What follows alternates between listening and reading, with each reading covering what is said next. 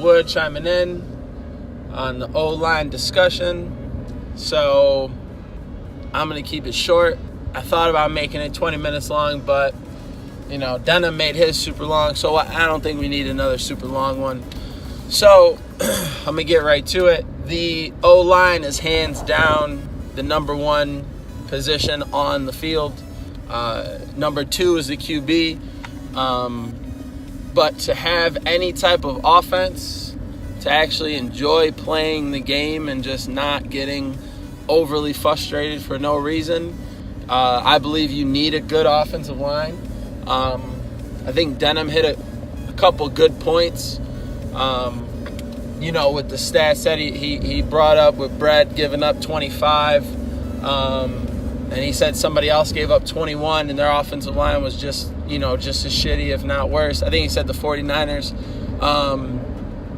But I believe that the O-line is the most important, because if you don't have a good O-line, the way the injuries are working, at least for me, Todd Gurley's been out the whole season pretty much. He's going to be out the whole season. He's got maybe 17 snaps, and that's not because of the offensive line. It's just because of the injury bug. So let's say your team gets hit with the injury bug and you get put in the same situation. The offensive line can't block, motherfucker gets blown up in the backfield. Or offensive line can't block, you're dropping back for a pass and you got, immediate pressure, and boom, there goes your QB. Let's say he is the franchise, right? Let's say in my case, Jared Goff, if he goes down and I ain't got no Todd Gurley, I'm pretty shit out of luck. And I think that goes for a lot of people as well.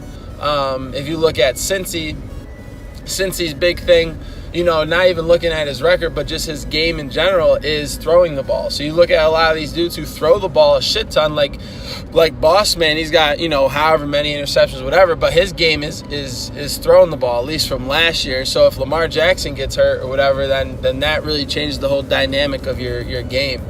Running back is a little bit easier to accommodate, but the QB is the guy that you need to be protecting. So I feel like you need to have a beastly offensive line, and I think you need to be able to protect that guy who will make or break your team, in my opinion.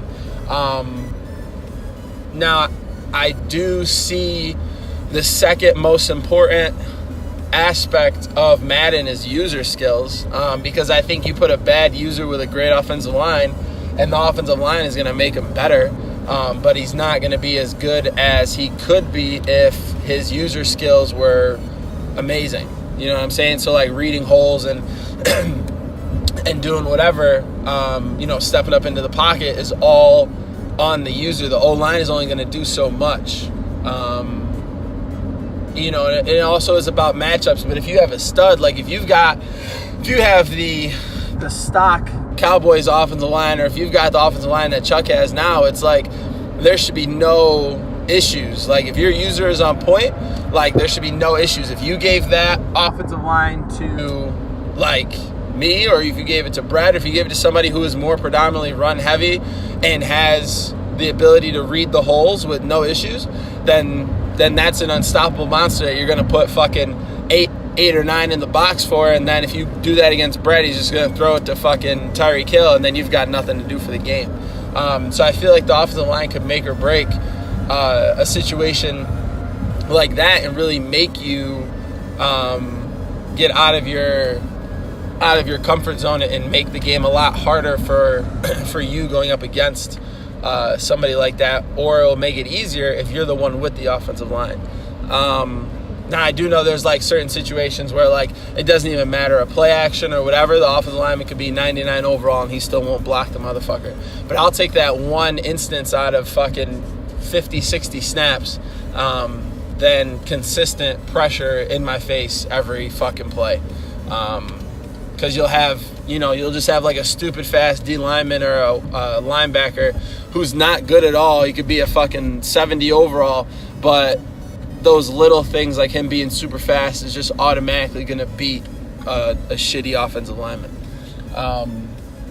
I do think the offensive linemen are becoming a little overpriced for what they are, and I think it's better to build through the draft, just in terms of, things I've been working on in other leagues that I'm in and stuff, and different instances. But I feel like if your team is like a win now team, I guess, then you could spend the money on the offensive line, but I don't think you really need to. It's not that deep. In terms of buying like an old crusty veteran compared to getting like a young dude that you can, build through, the training and the development keys and shit like that. So that's my take. O-line number 1, QB number 2, user skills 1A. Wood signing out, motherfucker.